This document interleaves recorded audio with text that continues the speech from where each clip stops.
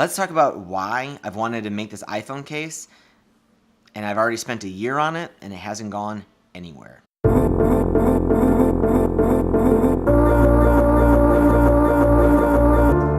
We get us some stocking stuffers kind of early in the Christmas season. Here's what I got.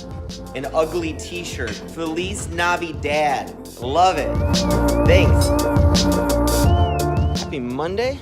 Happy Monday. It's like Thursday. Happy Thursday. I'm clearly not myself. I'm exhausted. I haven't been sleeping well all week. I want to sleep. I go to sleep at a decent hour and then I just lay in bed not sleeping. Who knows what that's gonna... I don't know. I'm having trouble stringing all my thoughts together. But I'm gonna go to the gym. Maybe a little run this morning will perk me up. Got a new Mongolian hot pot nearby. I don't really know what that is, but I'm very interested.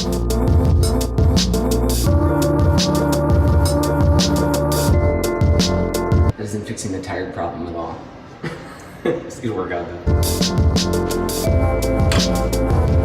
Still happy I got the workout in, even though I really don't feel like working out. So today, I'm gonna probably just spend it mostly working on this iPhone case. So for folks really new here, a new context, I've been working on Somersault. It's a video camera app. I'm using it right now. It's really great for vlogging. There's a link below if you want to beta test it. It encourages things like short shots, makes it really easy to switch cameras really fast. It's all gesture controlled. You don't have to futz for buttons. I can't get it approved by Apple. I'm struggling with this. I think it's in appeals right now, but I'm not actually certain anymore. Might be out of appeals and I failed. I'll submit again, I'll reappeal, but I can't just keep doing this. I need to make more progress in some other area of my life waiting for reviews. The other goal that I wanted to eventually get to is working on this iPhone case idea that my daughter had, which is an iPhone case that holds lip gloss. So this iPhone case, I don't think this is gonna be the next greatest idea. I have friends who've made iPhone cases with even better ideas, and I know how much of a struggle selling an iPhone case is. But I do think a couple interesting things about this iPhone case. One, I don't know anything about hardware, so this was just kind of like interesting for me to learn a little bit more about what it takes to make like a physical product. I also think it's a really great thing for my daughter to learn from, you know, starting a new thing and seeing something through and making a product and entrepreneurship. I also think it's really great content for this vlog, just to show you all like what it's like trying to start something new and the challenges there. So I like this pursuit of this iPhone case. But here's something that's interesting about this. So here's a weird thing to admit though, like I think it was maybe a year ago when my daughter first had this idea, a real cell phone case with lip gloss in the container. And I've made no progress on it. Why? Well, as soon as I kind of got interested in this idea, I started pursuing things like, okay, I know we probably aren't going to manufacture this in China, probably, but I still started talking to a friend of mine on like what they did to generate prototypes from a manufacturer in China. I started talking to people who I know were good with 3D printing. I started talking to my friend Zach, who's the founder of Inventables, where they do all the carving. Started talking to him about the benefits of like carving versus 3D printing this thing. And I talked to a bunch of people and kind of dove into like, how can we start like making this iPhone case? That was the wrong approach. I was inspired recently by Boosted Boards.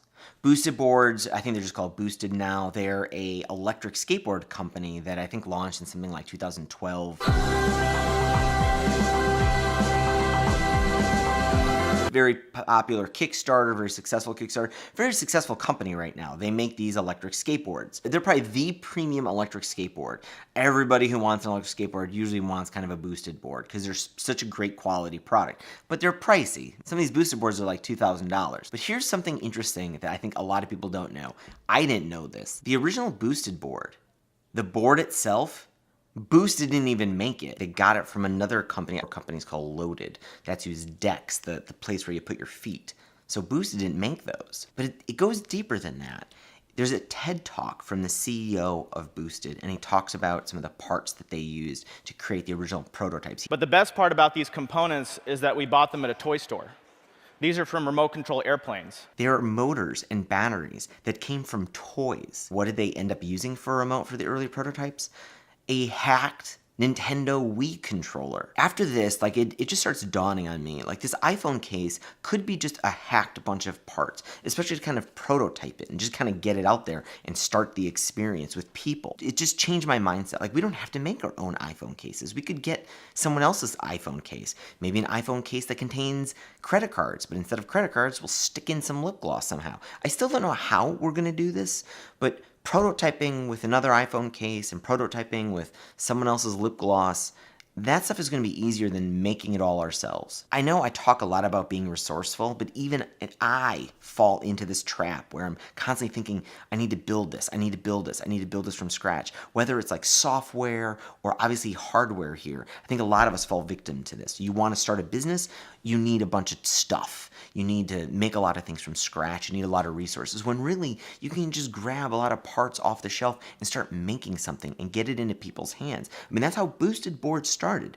getting really rickety kind of parts and pieces into an electric skateboard, giving them to people and seeing what works and what people like and what doesn't work. I mean, it turns out a lot of this stuff doesn't work in the end and you have to replace it anyway. But to get there, you need to start kind of with more junk. That's what we're doing with the iPhone case. And it seems like we're making progress. Parts are ordered. Hopefully we can start selling some iPhone cases with lip gloss. If you know anyone who wants an iPhone case with some lip gloss inside it, email me. I think my address is in the description below. So I have ordered 3 different kinds of iPhone case that we're gonna prototype with. They all are a little different variation on something that I think holds credit cards, that I think instead of credit cards, it will hold, I think it'll be deep enough to hold enough lip gloss.